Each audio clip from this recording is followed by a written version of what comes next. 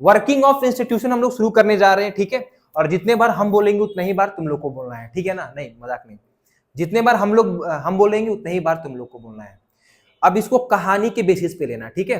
कहानी कुछ ऐसे शुरू होता है, वर्किंग ऑफ इंस्टीट्यूशन। चैप्टर का शुरुआत होता है कुछ इस तरीके से कि गवर्नमेंट एक ऑर्डर इशू करता है, गवर्नमेंट एक ऑर्डर इशू करता है, ठीक है। अब जब गवर्नमेंट ऑर्डर इशू किया तो उसमें देखना है कि वो ऑर्डर किस किस किस किस प्रोसेस से पब्लिक के पास गया है, ठीक है। तो पहले ऑर्डर के बारे में पढ़ेंगे, फिर प्रोसेस के बारे में पढ़ेंगे। डन ना, वर्किंग ऑफ इंस्टीट्यूशन, ठीक। तो सबसे पहला है what is a government order. Sir ये गवर्नमेंट ऑर्डर क्या था, है ना। चैप्टर का शुरुआत होता है कहानी से कि गवर्नमेंट कुछ अपना ऑर्डर रिलीज करता है, ठीक है। जिस ऑर्डर को हम लोग ऑफिस मेमोरेंडम बोलते हैं, जिसको क्या बोलते हैं, ऑफिस मेमोरेंडम। और ये ऑर्डर कब रिलीज किया, 13 अगस्त 1990 को ये ऑर्डर जो है रिलीज करता है, ठीक। और उसका कुछ नंबर जो है इस तरीके से कुछ लिखा हुआ रहता है। डन, उसका कुछ नंबर इस तरीके से लिखा हुआ रहता है। जब वो ऑर्डर को हम लोग देखते हैं तो उसमें क्या देखते हैं कि उसमें साइन किए रहते हैं ज्वाइंट सेक्रेटरी, साइन किए रहते हैं, और जो है पब्लिक ग्रेवियंस एंड पेंशन उस पे जो है, अगर बात करें सिर्फ और सिर्फ, तो ज्वाइंट सेक्रेटरी उस पे साइन किए रहते हैं, ठीक है। It look like a simple circular, दिख तो रहा था कि एक सिंपल सर्कुलर है ना। देखो ये दिख रहा है तुम लोग को, ये है ऑफिस मेमोरेंडम। ये तो दिख रहा है कि ये सिंपल सर्कुलर है, लेकिन but become a major national issue. दिख रहा है सिंपल, लेकिन बाद में ये बहुत ही मेजर इशू के रूप में उभर के निकलता है ये ऑफिस मेमोरेंडम, जो कि 13 अगस्त 1990 को रिलीज हुआ, जिसपे साइन किसका था, ज्वाइंट सेक्रेटरी का साइन था। डन। अब ये ऑर्डर क्या था सर, हम लोग को ये देखना है, ठीक है। क्या ऑर्डर था, इसमें इशू कैसे हुआ, व्हाट डिड दिस ऑर्डर से। तो इस ऑर्डर का जो सबसे इंपॉर्टेंट पॉइंट था, तो इस ऑर्डर में लिखा हुआ था कि जो सोशली एजुकेशनली बैकवर्ड क्लास के लोग हैं, जो सोशली एजुकेशनली बैकवर्ड क्लास के लोग हैं, उनको जो है गवर्नमेंट जॉब में, उनको जो है गवर्नमेंट जॉब में 27% का रिजर्वेशन दिया जाता है। डन। इस ऑर्डर में क्या था, इसमें बोला गया कि 27% of government job in civil post and service would be reserve for SEBC, मतलब socially and educationally backward class. यानी कि सर वैसे लोग जो सोशली और एजुकेशनली बैकवर्ड क्लास में आते हैं, उनको गवर्नमेंट जॉब में 27% का रिजर्वेशन दिया गया इस ऑर्डर के तहत। समझ में आ गया। SEBC group considered backward bye the government earlier.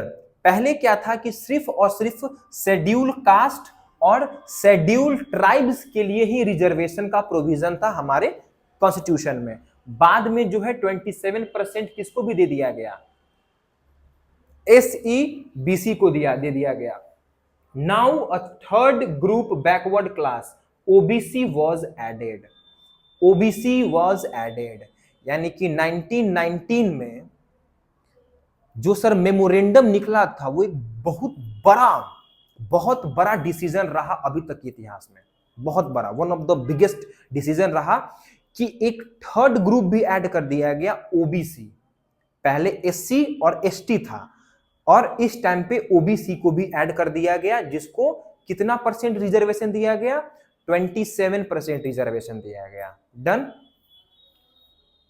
ठीक है। Only backward classes could apply for this 27% reserved jobs. आगे देखो, तो बात यह है कि सर ये जो डिसीजन आता है, इतना मेजर जो डिसीजन आया गवर्नमेंट की तरफ से, उनके डिसीजन मेकर कौन थे। तो सबसे पहले आएंगे प्रेसिडेंट, है ना। कोई भी ऑर्डर निकलता है उसमें सबसे पहला पोजीशन पे कौन रहते हैं, प्रेसिडेंट रहते हैं, जिनको हम लोग को पता है हेड ऑफ द स्टेट और highest formal authority, not real, formal authority होता है प्रेसिडेंट के पास। फिर आते हैं प्राइम मिनिस्टर, जो कि गवर्नमेंट के हेड होते हैं और जो कि सारे डिसीजन मेकिंग पावर इन्हीं के पास होता है, और ये जो है लीड करते हैं कैबिनेट मीटिंग को। सबको समझ में आ रहा है पूरा बात। फिर पार्लियामेंट में जाता है वो चीज, पार्लियामेंट के दोनों हाउसेस में, लोकसभा में और राज्यसभा में। Prime minister must have the support of majority Lok Sabha members. These three institutions had a role to in this decision।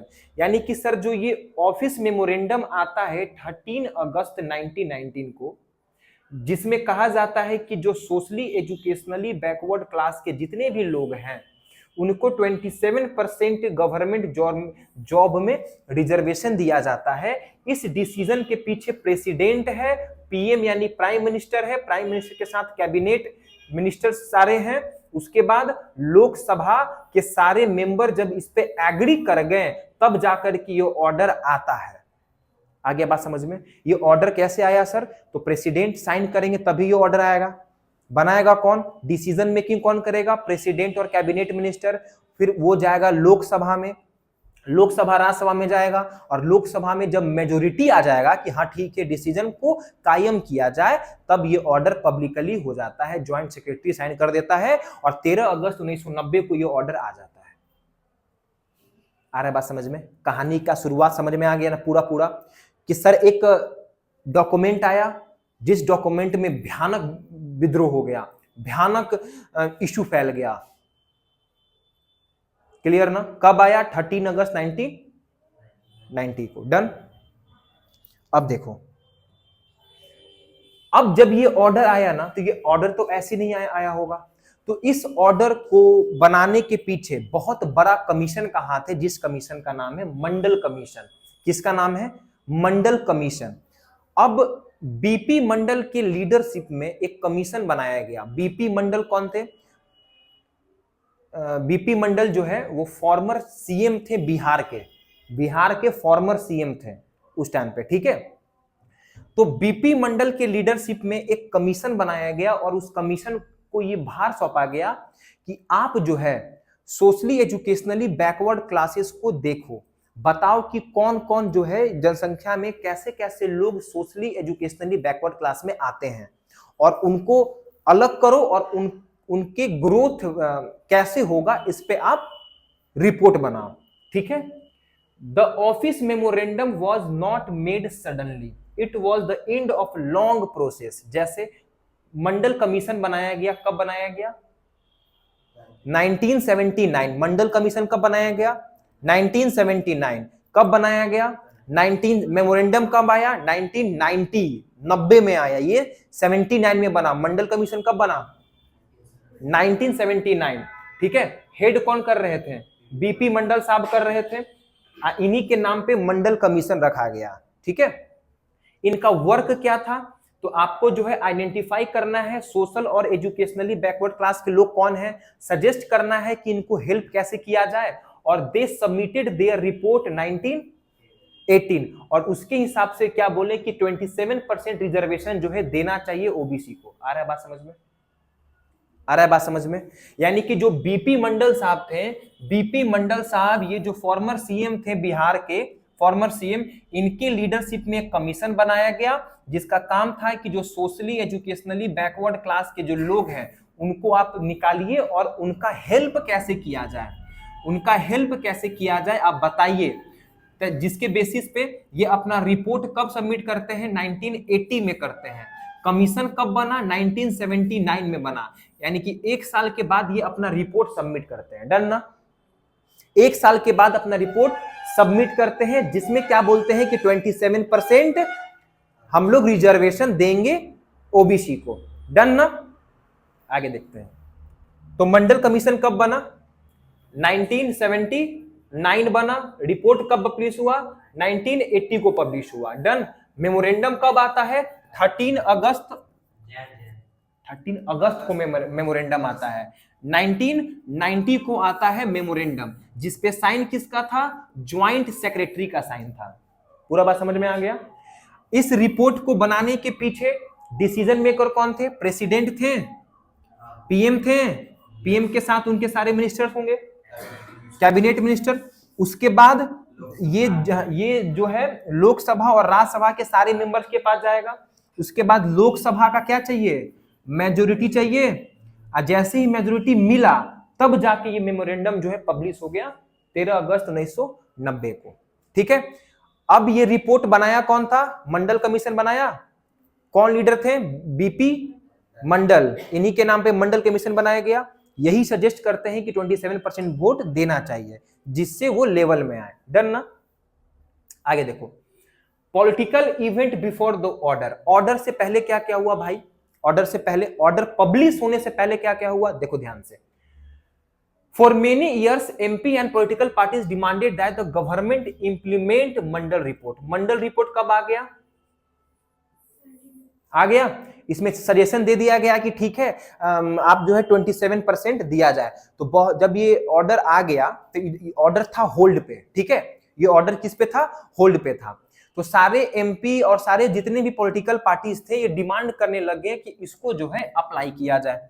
जैसे देखो 1989 में लोकसभा का इलेक्शन हुआ जिसमें जनता दल ये प्रॉमिस करता है कि अगर हम जीत जाते हैं, जनता दल ये प्रॉमिस करता है कि अगर हम जीत जाते हैं तो मंडल कमीशन के रिपोर्ट के बेसिस पे हम इसको पब्लिश करेंगे। तो वीपी सिंह जो है प्राइम मिनिस्टर बन जाते हैं इसी प्रॉमिस पे कि हम जो है इस रिजर्वेशन वाले चीजों को क्या करेंगे, अप्लाई करेंगे। तो बताओ कौन जीता 1989 में, वीपी सिंह जीता। हाँ बोलो बोलो, जनता दल।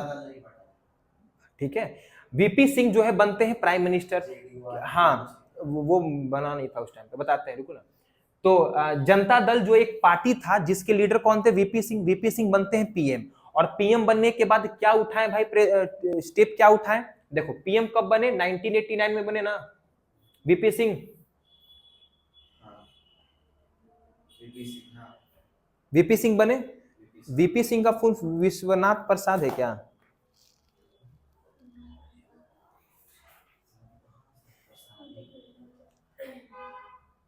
हाँ विश्वनाथ प्रताप सिंह, प्रसाद नहीं है, याद रखना।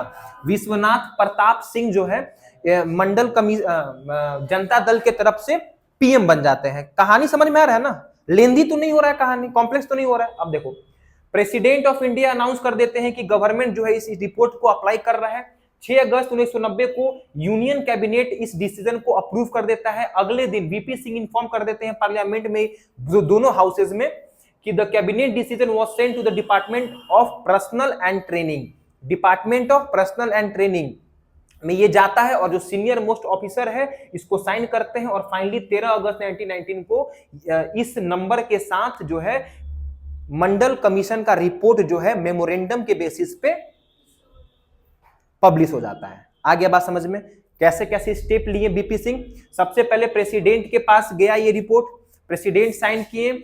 उसके बाद 6 अगस्त 1919 को यूनियन कैबिनेट जो जितने भी मिनिस्टर्स थे वो अप्रूव करते हैं। नेक्स्ट डेज ये हाउस, दोनों हाउसेज में जाता है, वहां पे अप्रूव होता है। उसके बाद जैसे ही यहाँ पे जाता है तो डिपार्टमेंट ऑफ पर्सनल ट्रेनिंग, यानी जो भी डिपार्टमेंट है, department of personnel and training में इनको भेज दिया जाता है रिपोर्ट को। और वहां के जो सीनियर मोस्ट थे ज्वाइंट सेक्रेटरी है ना, उनका साइन होता है। और फाइनली 13 अगस्त 1919 को, देखो 1989 को बने वीपी सिंह, विश्वनाथ प्रताप सिंह जो है बनते हैं पीएम।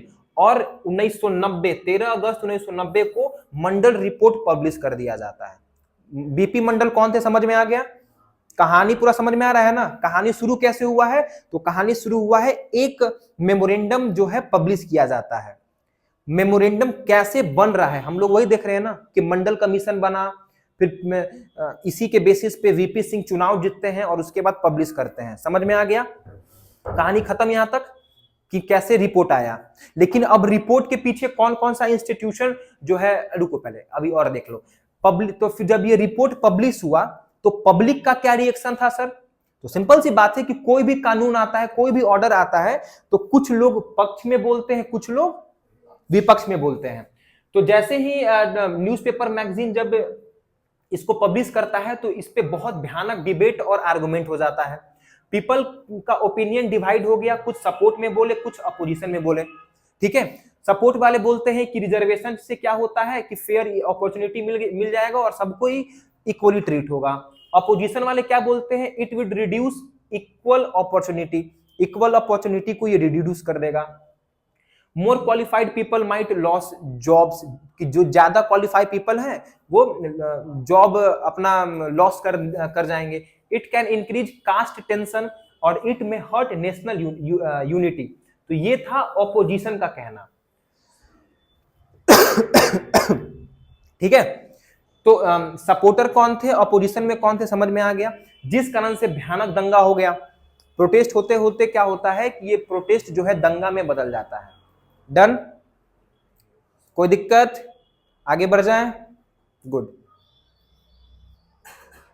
अब देखो एक्सपेरिमेंट कर रहे थे यार, ये अच्छा नहीं लग रहा है ना, अच्छा नहीं लग रहा है ना, अच्छी लग रहा है ना, कोई बात नहीं। हम गायब हो गए क्या, आ जाओ।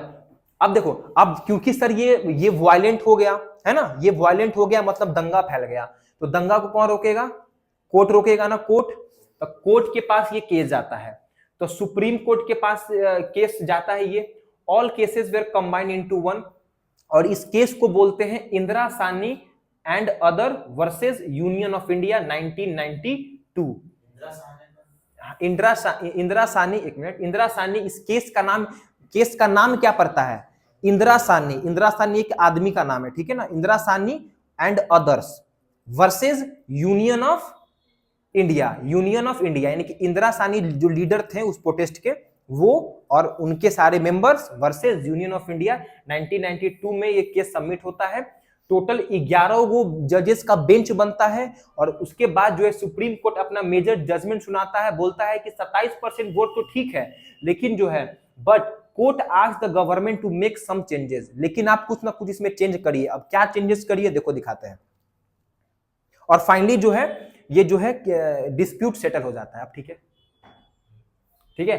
अब जो है, अब देखो, अब जो है क्या हाँ देखो, तो इस केस में सुप्रीम कोर्ट क्या बोला, सुप्रीम कोर्ट क्या बोला कि supreme court said that well to do, जो कि रिच पीपल है, उनको जो है बैकवर्ड क्लासेस में जो रिजर्वेशन है वो यहीं से निकला है, क्रीमी और नॉन क्रीमी लेयर, यहीं से निकला है। आ रहा है बात समझ में ना, इसी केस से क्रीमी और नॉन क्रीमी लेयर निकला है, ठीक है। So the government change the order and added this rule, इस रूल को क्या किया गया, ऐड किया गया, और फाइनली 8 सितंबर 1993 को एक नया ऑफिस मेमोरेंडम यानी कि डॉक्यूमेंट रिलीज होता है, और ये डिस्प्यूट यहीं पे सेटल हो जाता है, खत्म हो जाता है। डन, यहां तक ये डिस्प्यूट यहीं पे क्या हो जाता है, खत्म हो जाता है। कि देखो क्रीमी और नॉन क्रीमी क्या है, क्रीमी मतलब वैसे लोग जो ऑफिस ऑफ प्रॉफिट होल्ड किए हुए हैं, लाइक कि किसी अफसर का बेटा है, लाइक आईपीएस का बेटा है, तो वो आएगा क्रीमी लेयर में, यानी कि उसको रिजर्वेशन नहीं मिलेगा, भले ही ओबीसी कास्ट का है लेकिन उसको रिजर्वेशन नहीं मिलेगा। लेकिन हम एक किसान के बेटे हैं, हम एक किसान के बेटे हैं, तो मेरे को 100% मिलेगा। क्यों, क्योंकि हम नॉन क्रीम मतलब क्या होता है, क्रीम मतलब मलाई, मलाई यानी दूध में, दूध और मलाई दो अलग अलग चीज है, तो मलाई को हटा दो, जो दूध बचा उसको सिर्फ रिजर्वेशन मिलेगा, मलाई को नहीं मिलेगा क्योंकि ऑलरेडी मलाई है वो, ठीक है ना। डन, क्रीमी नॉन क्रीमी समझ में आ गया कि जो ऑफिसर्स का बेटा है, जो नेता उता का बेटा है, उसको जो है 27% रिजर्वेशन नहीं मिलेगा, सिर्फ और सिर्फ किसको मिलेगा, जो नॉन क्रीमी है, जो किसान का बेटा है, छोटा मोटा बिजनेस कर रहा है, प्राइवेट जॉब कर रहा है, तो इन हाँ मिलेगा। This the dispute ended here and अरे ओबीसी का बात कहा जा रहा है भाई, ओबीसी का socially and educationally backward class का कहा जा रहा है यहाँ पे। हाँ अब देखो ये यहां तक पूरा बात समझ में आ गया। तो what does this chapter teach, शांत। तो आखिरकार सर आप ये बताइए कि ये चैप्टर हम लोग को बताना क्या चाहता है, आखिरकार ये चैप्टर बताना क्या चाहता है हम लोगों को। एक मेमोरेंडम दिखा दिया कि 27% जो है ओबीसी या फिर एससी बीसी को जो है रिजर्वेशन दे दिया गया, मंडल कमीशन का क्या रोल था, कैसे कैसे इस पे इशू हुआ, कैसे कोर्ट डिस्प्यूट सॉल्व किया, ये तो हम सीख गए सर। लेकिन आप ये बताइए चैप्टर बताना कहना क्या चाहते हो, तो ये कहना चाहता है कि जितने भी मेजर डिसीजन होते हैं वो एक पर्सन नहीं लेता है, उसमें पूरे के पूरे इंस्टीट्यूशन काम करते हैं, जैसे president, prime minister, cabinet minister, parliament, हाँ, एंड ऑफिसर्स, ठीक है। कोर्ट कैन चेक, अब जैसे ही ये सब आ जाता है तो फिर कोर्ट क्या करता है, चेक करता है और डिस्प्यूट को सेटल करता है। यानी कि एक लंबा प्रोसेस है, कोई भी पॉलिसी बनाने के पीछे एक लंबा प्रोसेस है, कोई एक आदमी नहीं बना रहा है, पूरा का पूरा इंस्टीट्यूशन काम कर रहा है। एक दिन में कोई पॉलिसी नहीं बनता है। डन ना, पूरा बात समझ में आ रहा है, लेंदी तो नहीं हो रहा है कॉन्सेप्ट, बिल्कुल आसान लग रहा है। डन, अब आगे चलते हैं। अब देखो, ये तो बता दिए सुप्रीम कोर्ट क्या बोला। सुप्रीम कोर्ट क्या बोला समझ में आ गया ना, कि उसमें जो रिच पीपल है उनको नहीं मिलेगा, है क्रीमी नॉन क्रीमी है, फॉर्म में भराता है, जो भी फॉर्म आता है ना उसमें भराता है कि आप क्रीमी लेयर है कि नॉन क्रीमी है, आपको भरना होता है। तो फिर डॉक्यूमेंट वेरिफिकेशन में फिर दिक्कत आएगा। देखो, नीड फॉर पॉलिटिकल इंस्टीट्यूशन, तो सर आप ये पार्लियामेंट बताएं, पीएम, प्रेसिडेंट, ये सब बताएं तो इनका जरूरत क्यों है। देखो, political institution are needed because a country has many activity, जैसे पीपल्स को करना क्या, प्रोटेक्ट, टैक्स कलेक्ट करना, मनी को स्पेंड करना एजुकेशन में, हेल्थ में, और जो है बहुत सारे वेलफेयर प्रोग्राम को रन करना, जिस कारण से बड़े बड़े डिसीजन लेने पड़ते हैं, उसको इंप्लीमेंट करना पड़ता है और कोर्ट उसको क्या करता है, सॉल्व करता है। तो बताओ, तो जरूरत है कि नहीं है कि नहीं है। तो बोलेगा कि पॉलिटिकल इंस्टीट्यूशन का जरूरत क्यों है, तो सिंपल सी बात है सर कि सबसे पहले पीपल्स को प्रोटेक्ट करना है, टैक्स कलेक्ट करना है, उसको स्पेंड करना है, वेलफेयर प्रोग्राम करना है। फिर जब ये सब हो जाएगा तो जब बड़े बड़े डिसीजन लेंगे लीडर्स, उसको इंप्लीमेंट करवाएगा ऑफिसर, और जब डिस्प्यूट होगा तो कोर्ट उसको क्या करेगा, सॉल्व करेगा। तो इस तरीके से हम लोग को पता चल रहा है सर कि हम लोग को इंस्टीट्यूशन की जरूरत है ना। Therefore institution make sure everyone's job is clear, institution help decision continue even when leader change, institution follow rules so work is fair. समझ में आ रहा है ना, अगर इंस्टीट्यूशन रूल को फॉलो करता है तो वर्क बहुत ही फेयर होता है। डन यहां तक। इंपॉर्टेंट इंस्टीट्यूशन, अब तुम लोग को ये सब चीज पहले से पता है। जैसे देखो, प्राइम मिनिस्टर एंड कैबिनेट के बारे में किस बच्चा को नहीं पता है, बचपन से ही पढ़ते आ रहे हैं एक ही चीज। नहीं पता है तो नाचो फिर। Take important decision, civil servants क्या करते हैं भाई, ये जो है जो डिसीजन आया उसको इंप्लीमेंट करवाते हैं, और कोर्ट क्या करता है, डिस्प्यूट को सॉल्व करता है। यस और नो। अब देखो, वाई इंस्टीट्यूशन समटाइम कॉज, है ना, ऑलवेज डिले नहीं, समटाइम, ठीक है, ऑलवेज डिले का क्यों आखिरकार डिले होता है सर, है ना, क्यों आखिरकार किसी भी डिसीजन आने में या फिर कोई भी पॉलिसी बनाने में क्यों इतना ज्यादा डिले होता है। तो उसके पीछे रीजन है, क्योंकि इंस्टीट्यूशन जो है, बहुत सारे इंस्टीट्यूशंस को रूल्स पढ़ने पड़ते हैं, रूल्स देखने पड़ते हैं। क्यों, क्योंकि अगर थोड़ा भी कोर्ट को लगता है ना कि फंडामेंटल राइट के खिलाफ है या फिर पीपल्स के पक्ष में नहीं है, तो उस लॉ को हटा दिया जाता है, नूल साबित कर दिया जाता है। ठीक है, तो मीटिंग होता है, बहुत सारा प्रोसीजर देखना पड़ता है, और ये जो है लगता तो है कि बहुत फ्रस्ट्रेटिंग है, but this is good for democracy because more people get to participate, no one person can take all decision alone. जैसे अगर हम यहाँ पे अपने इस संस्थान के लिए कोई मीटिंग करें, ठीक है, और तुम सबको हम एक्टिव करें कि तुम सब बताओ कि क्या क्या हो सकता है, तो कोई भी पॉलिसी क्या एक दिन में बन सकता है, क्या नहीं बन सकता है। मान लो कि वो कुछ बोलेगी कि सर ये होना चाहिए, उसका बात तुम कर दोगे, अगर ये होगा तो फिर इसके यहाँ दिक्कत हो जाएगा, है कि नहीं, फिर उसके पक्ष में तुम बोलोगे और तुम्हारे विपक्ष में ये बोलेगी, होगा नहीं सब चीज। तो पक्ष विपक्ष में होते होते, डिबेट होते होते जो डिसीजन निकल के आता है वो मैक्सिमम टाइम सही ही होता है, ठीक है ना, मैक्सिमम टाइम सही ही होता है। बाकी अगर डिस्प्यूट उसमें आता है तो फिर कोर्ट के पास जाता है वो ऑर्डर, और कोर्ट फिर उसको बताता है कि हाँ इसमें ये कमियां हैं, इसको सुधारो और तब इंप्लीमेंट करो। अगर पूरा कमी है तो कोर्ट उसको, क्योंकि जुडिशियरी जो है एक इंडिपेंडेंट बॉडी है, जुडिशियरी स्टेट नहीं है, जुडिशियरी इंडिपेंडेंट बॉडी है। डन ना। जुडिशियरी स्टेट कब है, जब वो एडमिनिस्ट्रेशन का काम करता है तब वो स्टेट है। जैसे जुडिशियरी का जो पेपर होता है ना, तब उस टाइम पे एज अ स्टेट काम करता है वो, है ना। लेकिन जुडिशियरी का पेपर होता है ना, जुडिशियल का पेपर, जज के लिए पेपर जो होता है, उस टाइम पे एज अ स्टेट काम करता है, अदरवाइज वो इंडिपेंडेंट बॉडी है। जैसे इलेक्शन कमीशन ऑफ इंडिया, ये भी एक इंडिपेंडेंट बॉडी है, ठीक ना? यहां तक बात समझ में आ गया। अब पार्लियामेंट देखो, जैसे हम जो एग्जांपल पढ़े ना मंडल कमीशन के बारे में, उसमें क्या रोल था, पानी पी लेते हैं यारों को। Parliament,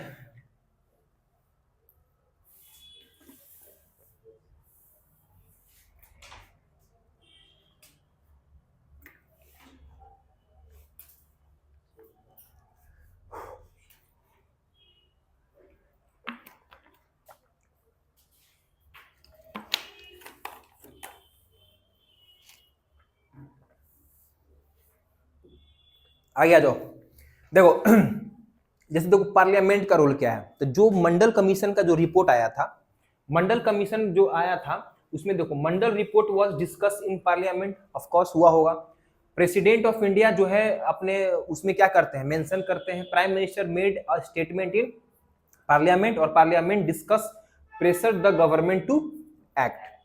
if parliament opposes the decision the government could not go ahead. समझ में आ रहा है ना पूरा बात? कि सिंपल सी बात है, अगर पार्लियामेंट रिजेक्ट कर दिया, पार्लियामेंट में याद रखना दोनों हाउसेस है, लोकसभा और प्लस प्रेसिडेंट, तो हाँ नहीं, हाँ हाँ ठीक है, नॉमिनल हेड प्रेसिडेंट। पार्लियामेंट 3 लोगों से मिलकर के बना हुआ है, प्रेसिडेंट, लोकसभा, राज्यसभा। डन।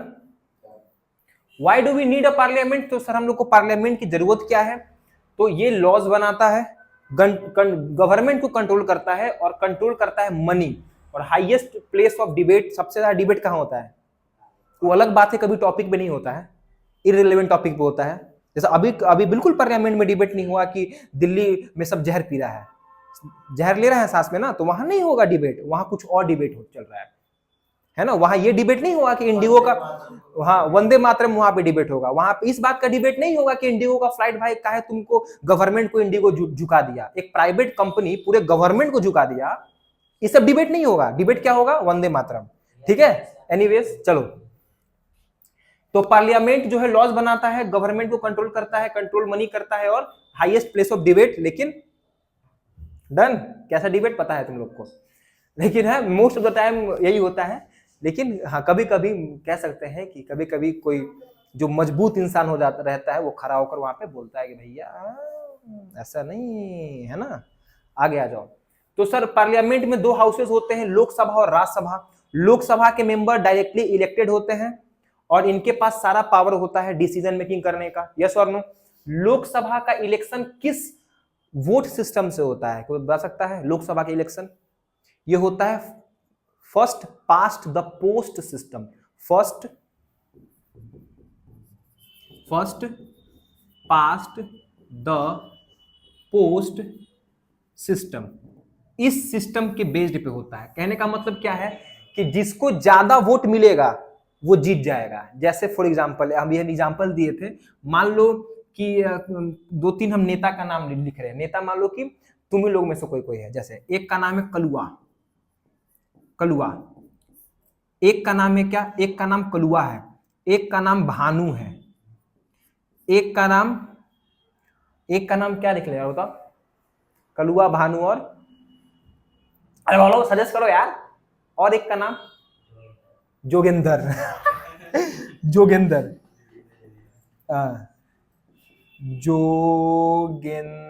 लिखू नहीं आता है, ठीक है ना? ये जोगेंद्र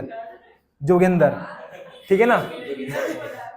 जोगेंद्र ना, जहरीला लिखते। एक का नाम है जहरीला, जहरीला, ठीक है ना?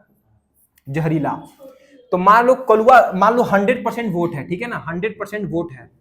कलुआ को मिला कितना वोट? कलुआ को मिल गया 40% वोट, 40% वोट मिल गया। यहाँ पे NOTA, none of the above, ठीक है, ये भी तो करना है। भानु को मिल गया, मान लेते हैं 30% वोट, कितना हो गया? 30% वोट, बाकी कितना बचा?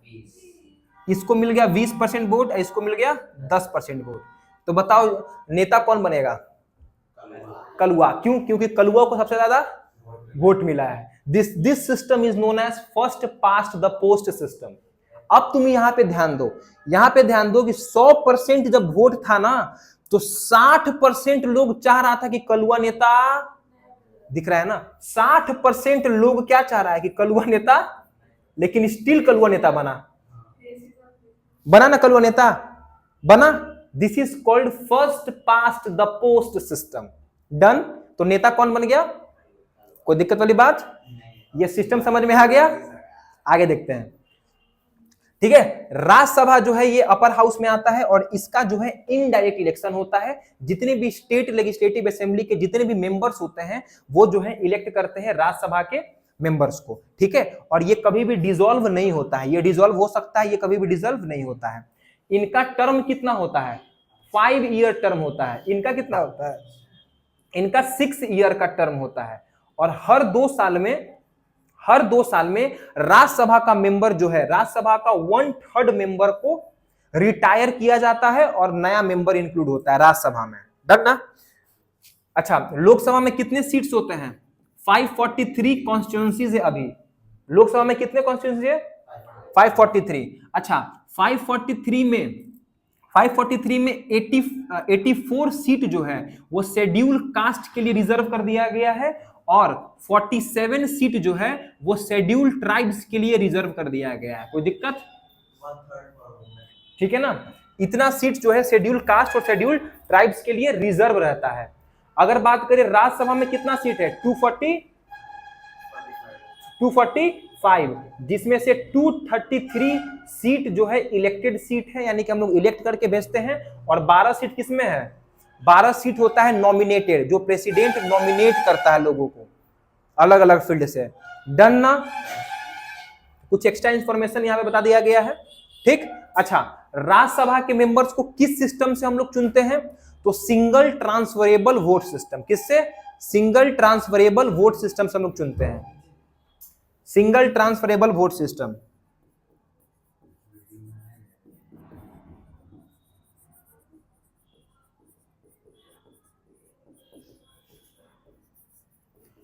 ठीक है, सिंगल ट्रांसफरेबल वोट सिस्टम। अच्छा, first past the post system समझ में आ गया? नेता कौन बना? आगे देखो। विच हाउसेज इज मोर पावरफुल? दोनों में से कौन है सर? तो लोकसभा पावरफुल होता है। क्यों? क्योंकि अगर लोकसभा में if both houses the disagree, हाँ ठीक है ना, अगर दोनों हाउसेज में अगर क्या हो जाता है, दोनों हाउसेज अगर डिसएग्री कर जाते हैं, the decision is taken in a joint session जिसमें लोकसभा हैज मोर मेंबर, सो लोकसभा का ही डिसीजन माना जाता है। ठीक है, आ रहा है बात समझ में? जैसे देखो, मान लो कि पार्लियामेंट में कोई चीज गया वहां पे दोनों हाउस डिसएग्री कर गया, एगो बोल रहा है ठीक है, एगो बोल रहा है खराब है, लोकसभा बोल रहा है ठीक है, राज्यसभा बोल रहा है खराब है, तो पहले तो आपस में कंसल्ट करेगा सब, फिर भी बोल रहा खराब है, बोल रहा अच्छा है, तो क्या होगा? अच्छा है। क्यों? क्योंकि लोकसभा के मेंबर में ज्यादा मेंबर होते हैं, 543 मेंबर्स होते हैं, तो वो बोल दिया अच्छा है मतलब, लेकिन ज्वाइंट सेशन के बाद। On money matters Rajya Sabha can only delay for 14 days. 14 days के लिए, मनी मैटर के लिए 14 डेज के लिए वो डिले कर सकता है। ठीक है ना, राज्यसभा।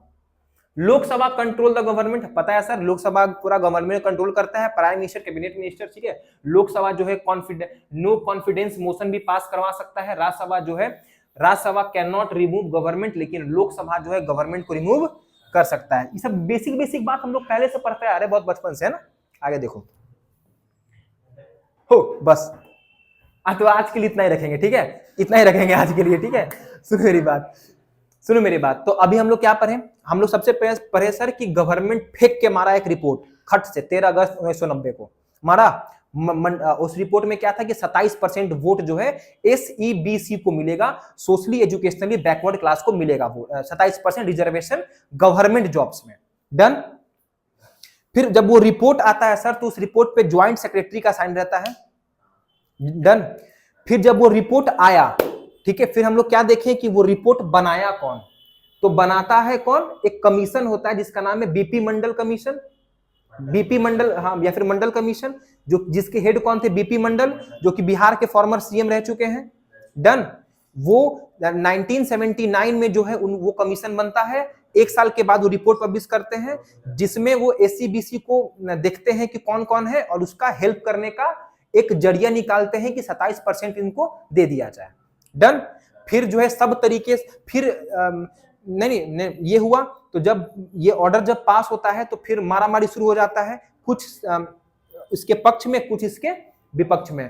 तो विपक्ष वाले बोले कि भाई जो टैलेंटेड लोग हैं, हाँ एक मिनट पहले रुको ना, जो टैलेंटेड लोग हैं ये रह जाएंगे, ये इक्वालिटी जो है वो हो जाएगा, यूनिटी खराब हो जाएगा, ये सब बोलते हैं। पक्ष वाले लोग बोलते हैं नहीं नहीं बढ़िया, हेल्प करने के लिए बढ़िया है, बैलेंस में आना चाहिए, डेमोक्रेटिक इक्वालिटी होना बहुत जरूरी है, ठीक है। इस तरीके से हुआ। फिर ये पूरा जो केस है ये कहाँ जाता है, कोर्ट में। क्यों गया, क्योंकि ये केस में मारामारी हो गया, प्रोटेस्ट हो गया भयानक, ठीक है। तो इंदिरा सानी केस 1992 में होता है वर्सेस यूनियन ऑफ इंडिया, जिसमें कोर्ट क्या बोलता है कि ठीक है तुम 27% ऑर्डर दो, लेकिन इसमें चेंजेस करो। क्या इसमें चेंजेस करो कि जो क्रीमी लेयर है, यानी कि जो रिच है, रिच पीपल है, उनको नहीं मिलेगा, सिर्फ और सिर्फ किनको मिलेगा, नॉन क्रीमी, यानी कि जो एसी सही में SEBC में आते हैं, ठीक है ना। तो इसको ऐड करके फाइनली इसको पब्लिश कर दिया जाता है। डन। पब्लिश कौन करता है स्टार्टिंग में, तो VP सिंह, विश्वनाथ प्रताप सिंह, जो कि PM बने 1990 में। इसी के दम पे बने, जनता दल पार्टी के थे वो, इसी के दम पे बोले कि वो प्रॉमिस किए थे कि हम मंडल कमीशन का रिपोर्ट क्या करेंगे, पब्लिश कर, इशू कर देंगे, है ना। तो 1990 में उनका क्या बनता है, सरकार बनता है, और 1989 में उनका सरकार बनता है, और 1919 में वो मेमोरेंडम पास हो जाता है। डन। फिर उसमें चेंजेस आता है, फिर उसके बाद चेंजेस होने के बाद भी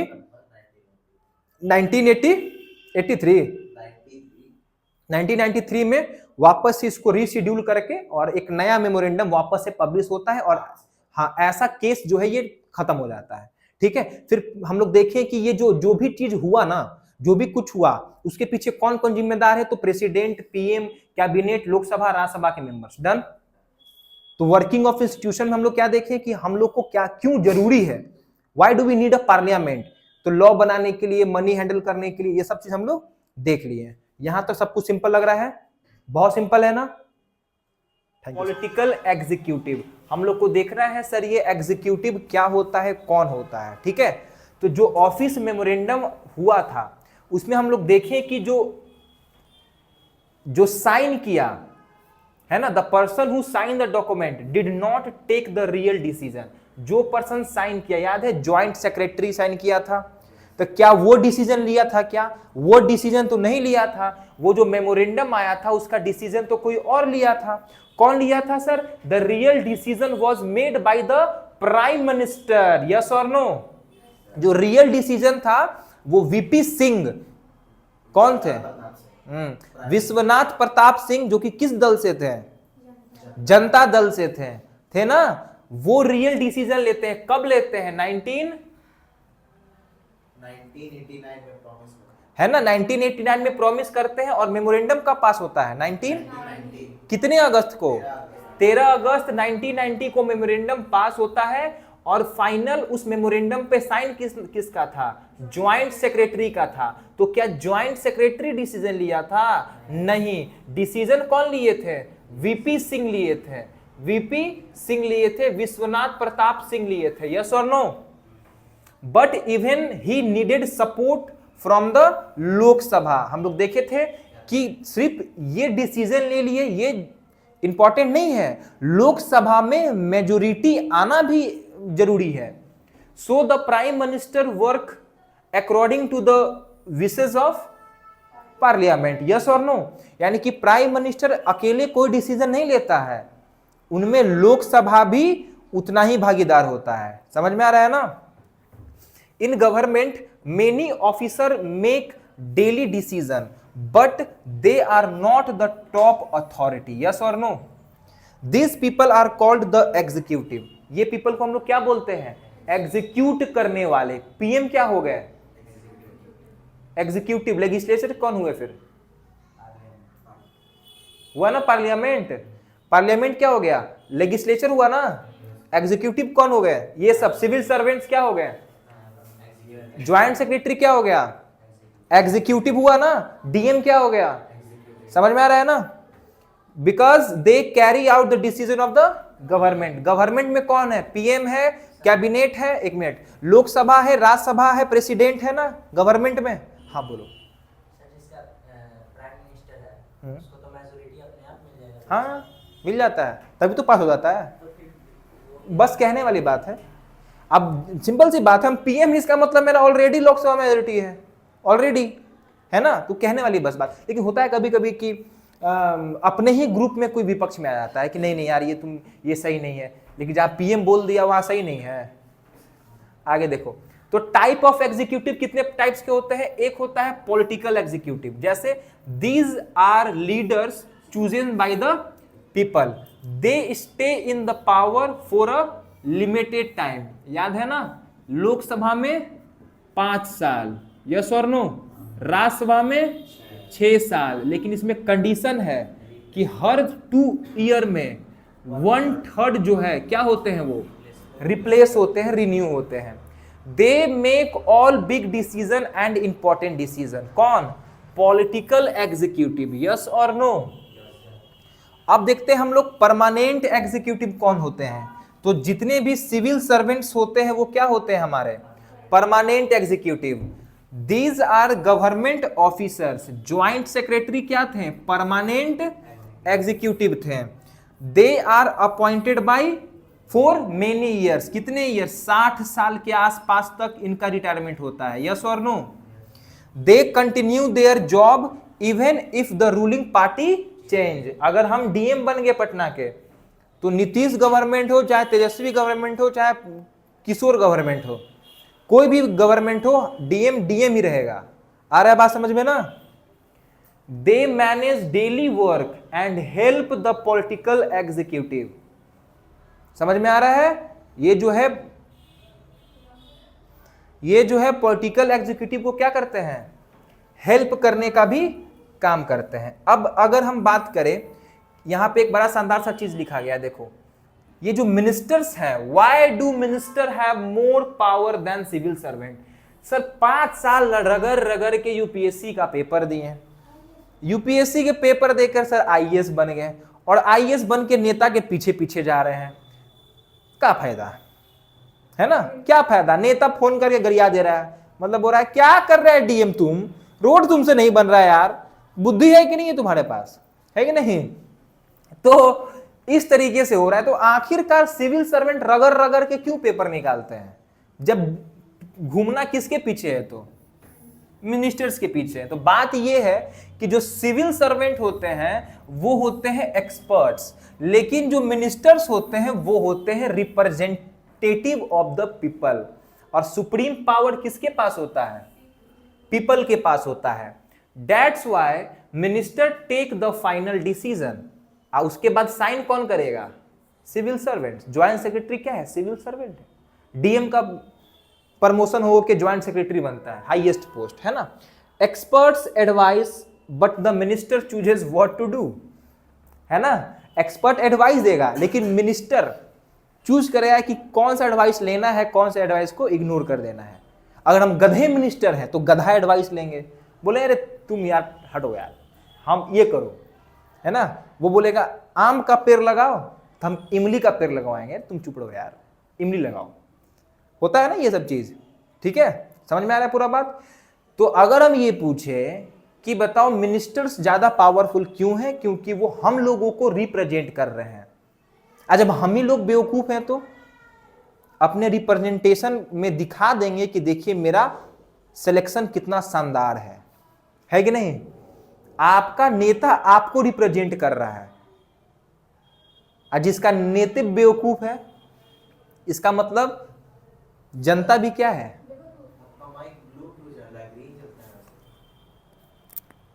अब ठीक है, गुड, थैंक यू। समझ में आ रहा है ना? यानी कि हमारा रिप्रेजेंटेशन दिखाता है, हम किसको चुन के भेजे हैं वही दिखाता है कि हम कहां तक सोच पा रहे हैं। Done done. अगर हम एक अच्छे पढ़े लिखे नेता को इलेक्ट करेंगे तो वो ज्यादा समझ पाएगा ना कि जो एडवाइस दिया जा रहा है उसमें सबसे बेस्ट कौन सा है ना। फिर उसको टिक मारेगा, इसको अप्लाई करो, है ना। अब जिसको पढ़ ही नहीं आ रहा है ना, जिसको कुछ पते नहीं है, इकोनॉमिक्स क्या है, जीडीपी क्या है, जिसको पता ही नहीं है, वो कैसे समझ पाएगा? राइट। तो आइंदा से जब हम लोग नहीं, जब तुम लोग जब वोट दोगे 2030 ना, 2030 में जब तुम लोग वोट दोगे तो क्या याद रखना है 29 में, कि रिप्रेजेंटेटिव ऐसा हो जिसको जो एटलीस्ट सोच सके, समझ सके और पॉलिसीज को अप्लाई कर सके अच्छे तरीके से, है ना। आगे देखो, prime minister and the council of minister, हम लोग को पता है sir, prime minister is the most important person in the government.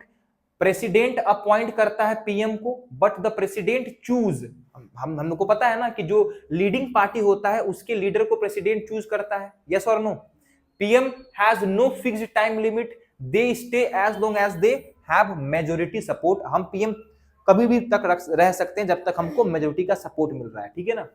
After choosing the PM, president जो है अपॉइंट करता है बाकी के मिनिस्टर्स को, किसके एडवाइस से, पीएम के एडवाइस से। यार ये सब पढ़ा हुआ है, बचपन से पढ़ते आ रहे हैं। कैबिनेट मिनिस्टर भी कौन चुनते हैं, अपॉइंट करते हैं प्रेसिडेंट, लेकिन एडवाइस कौन देता है, पीएम देते हैं।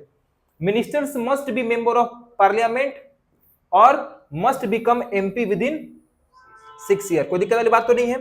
पीएम कैन ऐड और रिमूव मिनिस्टर, पीएम जो है मिनिस्टर्स को ऐड भी कर सकता है और रिमूव भी कर सकता है, ठीक है। Type of ministers, cabinet minister, ministers of state जो कि इंडिपेंडेंट चार्जेस जिनके पास है, और मिनिस्टर ऑफ स्टेट जिन पे डिपेंडेंट चार्जेस हैं। जैसे देखो, कैबिनेट मिनिस्टर क्या होता है सर, तो they handle the most important ministries, जैसे पर्यावरण मिनिस्टर, जैसे एग्रीकल्चर मिनिस्टर, जैसे health minister, defence minister, home minister. तो ये सब किन में आते हैं, कैबिनेट मिनिस्टर्स में आते हैं, है ना। दे टेक मेजर डिसीजन, कि दिल्ली का पॉल्यूशन जो है एकदम चरम सीमा पार कर दिया है, लेकिन स्टिल हम लोग को नहीं दिख रहा है। पुतिन आकर के 5 बार खांस दिए मीटिंग में, लेकिन फिर भी हम लोग को नहीं दिख रहा है। हम लोग को कोई डिसीजन नहीं लेना है ना। और फिर अंधभक्त जय जय बोलते रहेंगे, है कि नहीं। आगे आ जाओ। यूजुअली अराउंड 25 कैबिनेट मिनिस्टर्स होते हैं। कितने होते हैं, हाँ, AQI का मतलब क्या होता है, एयर क्वालिटी इंडेक्स, ठीक है। हाँ, बहुत बच्चे को नहीं पता होता है, इसका बता रहे हैं। मिनिस्टर्स ऑफ स्टेट, देखो ये क्या करते हैं कि हैंडल करते हैं छोटे मोटे मिनिस्ट्रीज को, ठीक है। ये attend cabinet meeting only when invited, done ना। मतलब छोटे मोटे मिनिस्ट्रीज जो हैंडल करता है, और इनको जब इनवाइट किया जाता है तब कैबिनेट मीटिंग में ये लोग सपोर्ट करते हैं, ठीक है। मिनिस्टर ऑफ स्टेट क्या होते हैं, help cabinet minister in their work, done ना। इंपॉर्टेंट देखो क्या लिखा हुआ है यहाँ पे, देखो ये सब सिंपल सा चीज है, ठीक है। बहुत इजी सा चीज है, बचपन से पढ़ते आ रही है सब, बहुत जूम हो गया यार। अब देखो इंपॉर्टेंट देखो क्या है, only the cabinet takes all the main decision, yes और no. No minister is allowed to criticise the government publicly. किसी भी कैबिनेट मिनिस्टर को ये अलाउड नहीं होता है कि आप गवर्नमेंट को पब्लिकली क्या कर सके, क्रिटिसाइज कर सके। क्यों, क्योंकि वो भी उसी का अंग है। एवरी मिनिस्ट्री हैज सेक्रेटरीज, मतलब सिविल सर्वेंट्स, जैसे ज्वाइंट सेक्रेटरी है ना, who help ministers with expert advises, ठीक है ना। आगे देखते हैं हम लोग। पावर ऑफ प्राइम मिनिस्टर क्या क्या होता है, तो गवर्नमेंट को ये लीड करता है, कैबिनेट मीटिंग का हेड होता है और डिसाइड करता है कि किस तरीके से डिफरेंट मिनिस्ट्री जो है एक साथ काम करेंगे, और ये जो है फाइनल डिसीजन लेता है। अगर मिनिस्टर जो है ये जो, हाँ, अगर मान लो कि कैबिनेट, एक मिनट पीछे क्या था,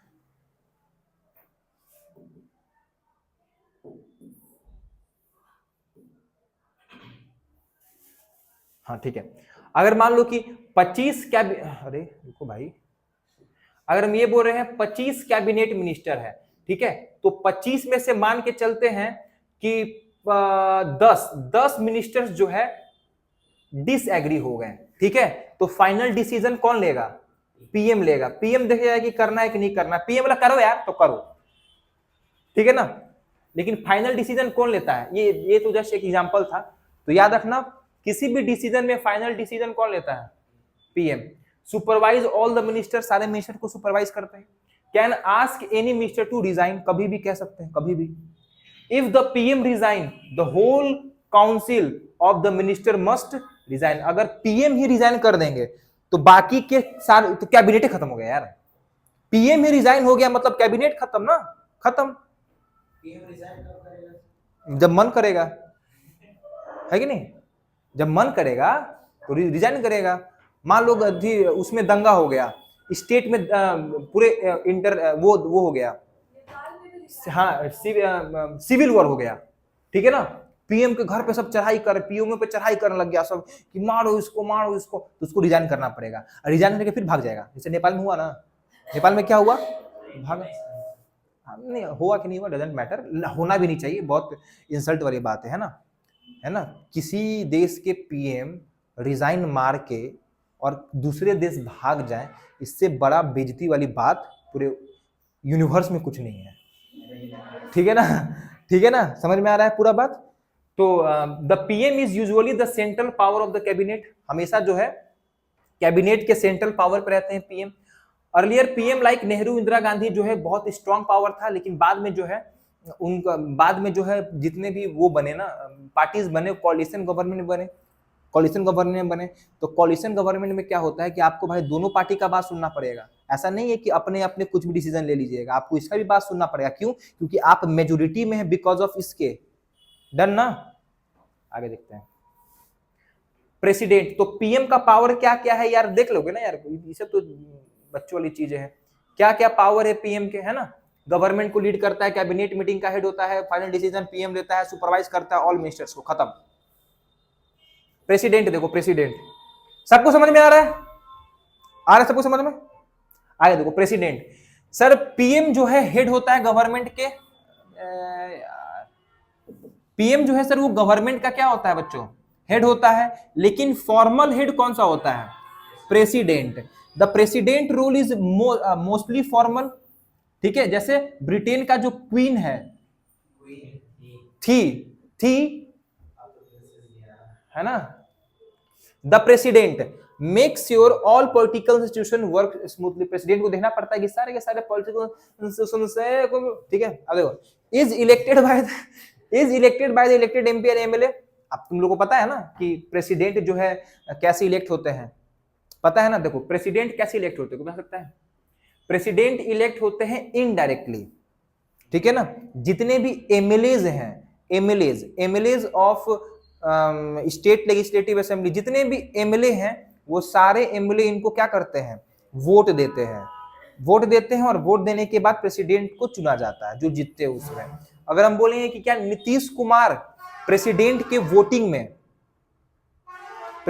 वोटिंग में योगदान देते होंगे, क्या प्रेसिडेंट को चुनने में वोटिंग देते होंगे क्या नीतीश कुमार? नहीं। नीतीश कुमार जो बिहार के सीएम हैं वो प्रेसिडेंट को इलेक्ट करने में वो वोट नहीं करते होंगे। क्यों? क्योंकि यहां पे जो है प्रोविजन लिखा गया है कि प्रेसिडेंट को कौन चुनेंगे, एमएलए चुनेंगे, और नीतीश कुमार है MLC, member of legislative council, not member of legislative assembly, ठीक है। तो नीतीश कुमार क्या है, एमएलसी है, मेंबर ऑफ लेजिस्लेटिव काउंसिल है। डन ना, वो एमएलए वो नहीं है, किसी एक एरिया के कॉन्स्टिट्यूएंसी से वो जीते नहीं है, एमएलए नहीं है, क्या है, एमएलसी है। डन।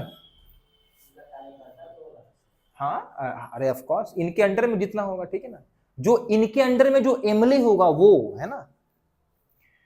डन ना, अच्छा ठीक है। अच्छा, ये प्रेसिडेंट का जो वोटिंग सिस्टम होता है वो किस सिस्टम पे बेस्ड होता है, single transferable vote system. Rajya Sabha का किस पे होता है, single transferable vote system. Lok Sabha पे किस पे होता है, first past the post system. Kalua जीता था, याद है कल, हाँ ठीक है ना। तो मस्त हो गया सब चीज। अब इंपॉर्टेंट चीज देखो यहाँ पे, इंपॉर्टेंट हम कहला बड़ा कर दे रहे हैं यार। इंपॉर्टेंट देखो, the president power look big but the president can not act independently, यानी कि अपने मन प्रेसिडेंट कुछ भी काम नहीं कर सकते हैं। All government decision are taken by the president. जब देखो बच्चे से पढ़ते आ रहे हैं, सारा गवर्नमेंट का डिसीजन प्रेसिडेंट के नाम पे होता है, जितना भी मेजर इश्यूज होता है, डिसीजन होता है, लॉ पास होता है, सब प्रेसिडेंट के नाम से होता है। जितने भी अपॉइंटमेंट होते हैं, जितने भी बजट निकलते हैं, जितने भी मीटिंग्स होते हैं, सब के सब प्रेसिडेंट के नाम से होते हैं। और प्रेसिडेंट का मेन इंपॉर्टेंट काम क्या है कि वो चीफ जस्टिस को अपॉइंट करते हैं, जजेस ऑफ सुप्रीम कोर्ट को अपॉइंट करते हैं, हाई कोर्ट को अपॉइंट करते हैं, गवर्नर को अपॉइंट करते हैं, इलेक्शन कमिश्नर को अपॉइंट करते हैं। अगर हम बोले इलेक्शन कमीशन ऑफ इंडिया कब बना, इसका फॉर्मेशन होता है 1950 में। इसका फॉर्मेशन होता है 1950 में, इसका फॉर्मेशन होता है इलेक्शन कमीशन ऑफ इंडिया का फॉर्मेशन जो है 1950 में होता है। यस और नो? और पहला इलेक्शन कब होता है? 1951 से 1952 के बीच में पहला इलेक्शन होता है। तो इलेक्शन करवाया कौन होगा सर? तो इलेक्शन कमीशन ऑफ इंडिया करवाया होगा। डन, गुड, ठीक है ठीक है ठीक है। हाँ देखो, ऑल इंटरनेशनल एग्रीमेंट, प्रेसिडेंट का नेम, ठीक है। प्रेसिडेंट जो है वो इंडियन आर्म फोर्सेस के सुप्रीम होते हैं, तीनों सेना के सुप्रीम कमांडर होते हैं। डन। तो पावर देख लोगे यार, देख लोगे ना, पावर बकवास सा चीज है। President work on advice, of course president जो भी वर्क करते हैं एडवाइस पे करते हैं, ठीक है ना। She must follow the advice of the president, ठीक है। सी या ही है ना, जो भी है, सी और ही, अभी तो सी ही है ना। सी और he must the follow up advice of the council of minister if she disagree, if she disagrees she can ask them to think again। अगर मान लो तुम कुछ लॉ मेरे पास भेजे, बोलो कि तुम साइन करो, तो हम प्रेसिडेंट है मान लो, है ना, आई एम ही ना, नॉट सी, है ना। तो मान लो आई एम ही, तो अगर मैं बोला सामने वाले से कि थोड़ा समझाना क्या है लॉ में, तो बोला कि ऐसा है कि हम राइट टू स्पीच कैंसिल कर रहे हैं। हाँ, हम ताकेंगे ऐसे, अरे हम ताकेंगे ऐसे, फिर मन में आएगा हम साइन भी कर देंगे तो सुप्रीम कोर्ट तो है ना। लेकिन एक बार सोच लो, सही कर रहे हो गलत कर रहे हो। नहीं ना, हम सही कर रहे हैं, आप साइन करिए ना, आप साइन सही कर रहे हैं, तो ठीक है, हम साइन कर दिए, लॉ आ गया, फिर लॉ कहाँ जाएगा? Supreme court. सुप्रीम कोर्ट बोला कौन है रे, कौन निकाला, बुला तो इसको जरा। एक बार इंदिरा गांधी को खड़ा करवा दिए थे सुप्रीम कोर्ट, कौन निकाला कि सर खत्म कर दे रहे हैं सर, अभी अभी जल्दी, अपने आप को खत्म हो जाएगा, ठीक है ना। सुप्रीम कोर्ट बोला वीटो कर सकता है ना, वो पॉकेट वीटो कर सकता है, रख लेगा पॉकेट में, लेकिन उसी पार्टी के कारण तो खड़ा है, ठीक है ना, पॉकेट वीटो कर लेगा।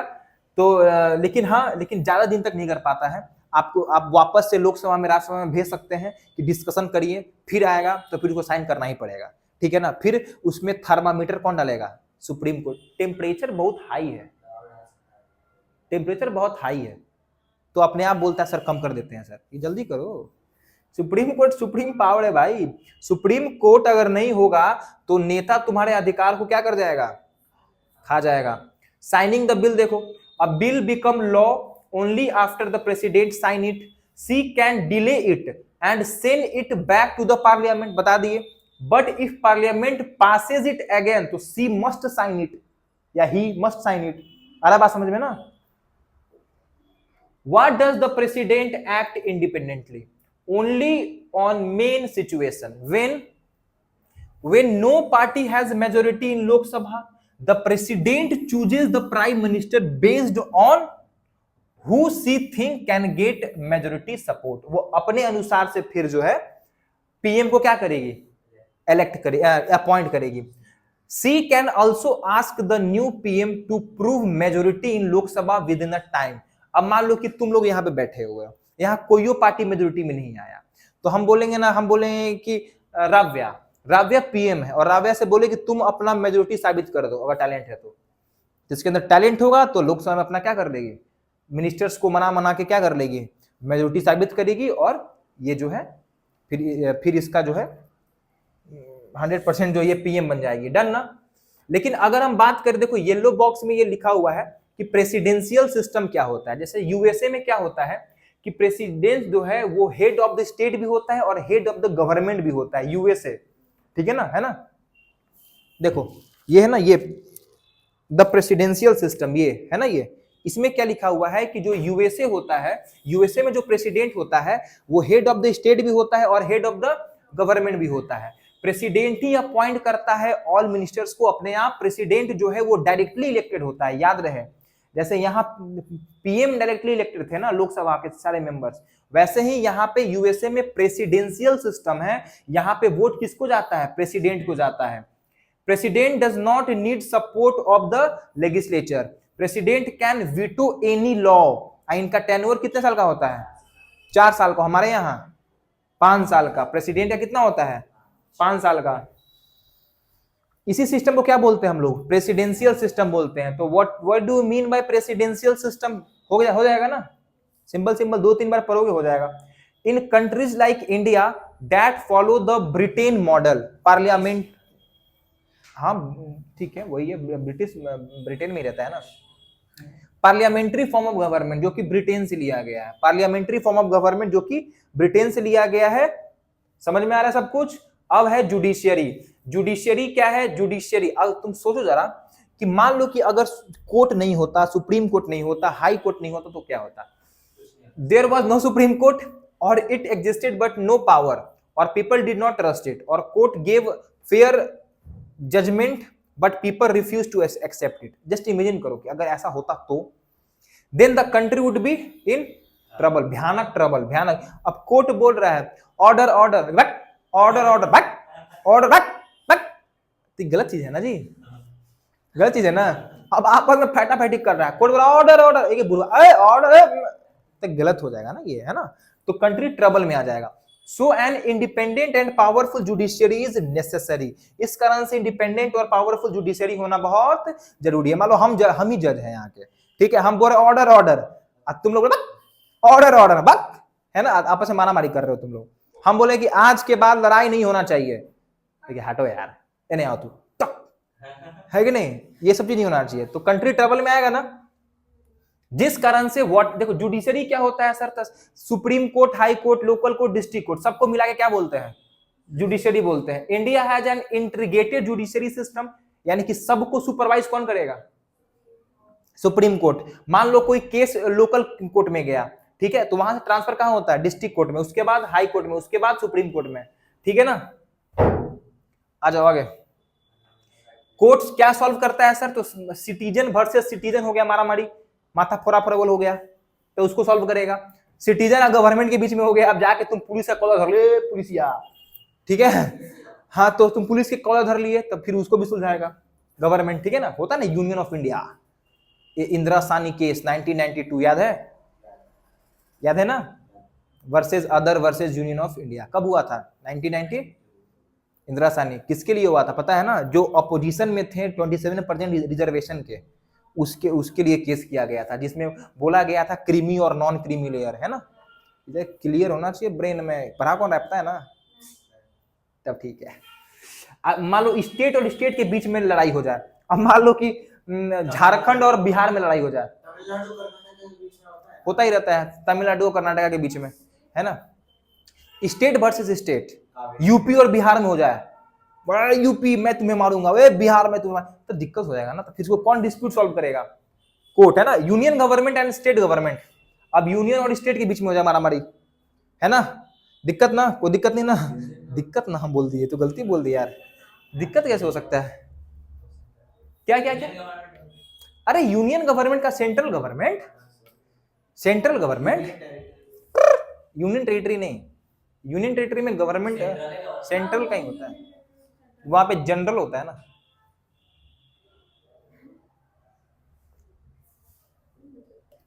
अब देखो, independent judiciary, judiciary is independent because it does not work under the any government, जजेस not follow the ruling party, ठीक है, जजेस are appointed bye the government after the consulting the, once appointed जजेस can not be remove easily. देखो जज को remove करना बड़ा कठिन है, उस पर इम्पीचमेंट प्रोसेस बोलते हैं, जज को रिमूव करना इम्पीचमेंट, प्रेसिडेंट को रिमूव करना इम्पीचमेंट, जज को भी रिमूव होता है तो इम्पीचमेंट कहते हैं उसको, और वो भी यहां लिखा ही होगा कहीं, है ना। जजेस interpret the constitution and cancel any law और जुडिशियल रिव्यू, है ना, जज जो है किसी भी लॉ को जो है वो कैंसिल करने का क्षमता रखता है, जुडिशियरी। रिमूवल ऑफ जज को हम लोग क्या बोलते हैं? कहाँ लिखल इम्पीचमेंट यार? अच्छा हाँ ठीक है, इम्पीचमेंट कब से खोज रहे हैं हम, पढ़े थे तो हमको देखा था, ये कहीं तो लिखा हुआ है। अरे देखो बदतमीजी करता है ये भी। सपोर्टेड बाय टू, हाँ है ना, इम्पीचमेंट लगेगा जब 2/3 दोनों हाउसेस से, 2/3 मेजोरिटी अगर आ जाएगा दोनों हाउसेस से, तो जज पे क्या लग जाएगा? इम्पीचमेंट लग जाएगा। लेकिन अच्छी बात क्या है, ये भी बेइज्जती वाली बात है, प्रेसिडेंट पे इम्पीचमेंट लगना, जजेस, अब देखो सीजीआई पे लग जाएगा इम्पीचमेंट, तो ये बेइज्जती वाली बात है ना, बेइज्जती वाली बात है। हाँ अभी सीजीआई का टर्म होता है क्या सर? सीजीआई का भी टर्म होता है रिटायरमेंट। हाँ रे, अभी कौन है? इधर ही चेंज करो नाम। आ जाओ। Power of supreme court, power क्या है सर? कॉन्स्टिट्यूशन को इंटरप्रेट करेगा, कैंसिल एनी लॉ और action that violate the constitution. बता दिए सब चीज हम कि किसी भी तरीके का कोई भी लॉ आएगा तो सुप्रीम कोर्ट के पास ये पावर है कि उसको क्या कर सके, नुल साबित कर सके। और ये जो है फंडामेंटल राइट के गार्जियन के जैसा काम करता है, यानी फंडामेंटल राइट को बचाने का काम करता है। People can approach the court if their rights are violated, है ना। फिर हम लोग PIL भी लगा सकते हैं, PIL भी लगा सकते हैं ना, पब्लिक इंटरेस्ट लिटिगेशन, PIL। देखो PIL क्या होता है पता है? देखो इसका हम डेट भूल रहे हैं, PIL कब हुआ था, 19 कब हुआ था यार, PIL कब शुरू हुआ था?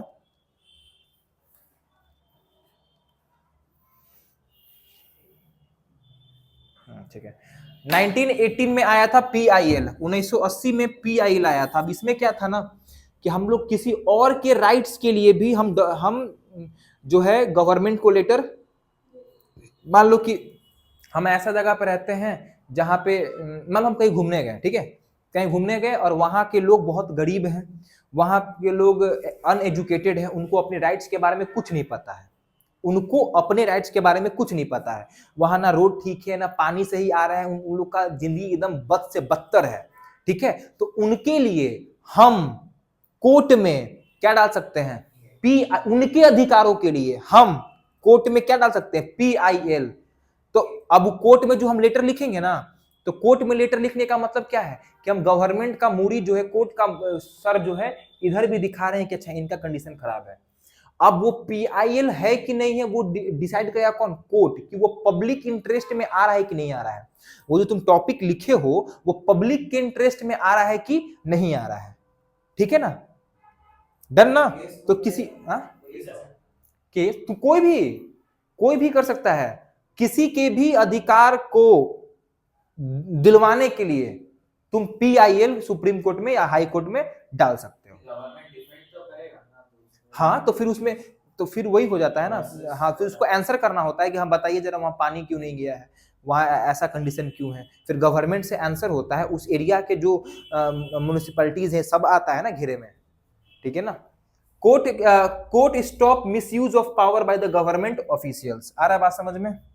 और यहां पे तुम्हारा हो गया ये working of institution line by line NCERT से कंप्लीट। अब हमको नहीं लगता है कि इस चैप्टर में किसी भी तरीके का कोई भी दिक्कत हुआ होगा। अच्छा कोई बता सकता है कहानी का शुरुआत कैसे हुआ था?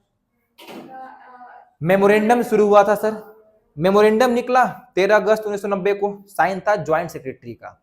उसमें था कि 27% वोट जो है रिजर्वेशन जो है वो दिया जाए SEBC को, OBC SC BC को दिया जाए।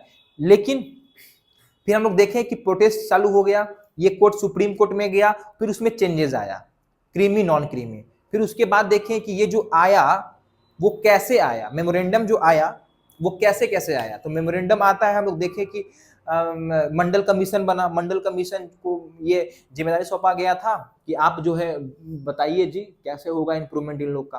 तो मंडल कमीशन का रिपोर्ट आता है और उसी रिपोर्ट के बेसिस पे VP सिंह जीत जाते हैं, उसके बाद वो अप्लाई कर देते हैं, डन। उसके बाद हम लोग देखें कि उनके वो जो मेमोरेंडम निकला उनके पीछे कौन कौन थे। तो उनके पीछे थे कौन? प्रेसिडेंट थे, प्राइम मिनिस्टर थे, प्राइम मिनिस्टर एंड उनके ministers, cabinet minister, Lok Sabha, Rajya Sabha, पूरा पार्लियामेंट बोल दें, पूरा पार्लियामेंट। और कौन था? पीपल नहीं था, डिसीजन मेकिंग में पीपल कहाँ जाएगा, ठीक है ना। ये सब बात समझ में आ गया पूरा पूरा। फिर जब उनके बीच में लड़ाई हुआ तो कौन सॉल्व किया? यही तो पढ़े यार चैप्टर में, और क्या पढ़े? ये पढ़े ना। फिर देखिए पीएम है तो पीएम का पावर क्या है, प्रेसिडेंट है तो प्रेसिडेंट का पावर क्या है ना। एग्जीक्यूटिव में दो होता है, परमानेंट होता है और पॉलिटिकल एग्जीक्यूटिव होता है। तो जो पॉलिटिकल होता है वो उनका टर्म जो है फिक्स होता है, 5 साल फिक्स होता है, और परमानेंट का नहीं होता है। पार्टीज आएंगे जाएंगे लेकिन ये देश रहना चाहिए, ठीक। मतलब वाजपेयी जी का एक बड़ा शानदार सा वो था, भाषण था। डन ना। यहाँ पे वो चैप्टर खत्म हो गया। अब बस हम तुम लोग से यही उम्मीद करते हैं कि घर पे जाना है, एनसीईआरटी उठाना है और एनसीईआरटी को बिल्कुल पेंसिल उठा करके line by line NCERT read करना है, लाइन बाय लाइन, ठीक है, और इसका नोट्स बना के आना है, ठीक है। तो आज की सभा यहीं पे समाप्त हुई।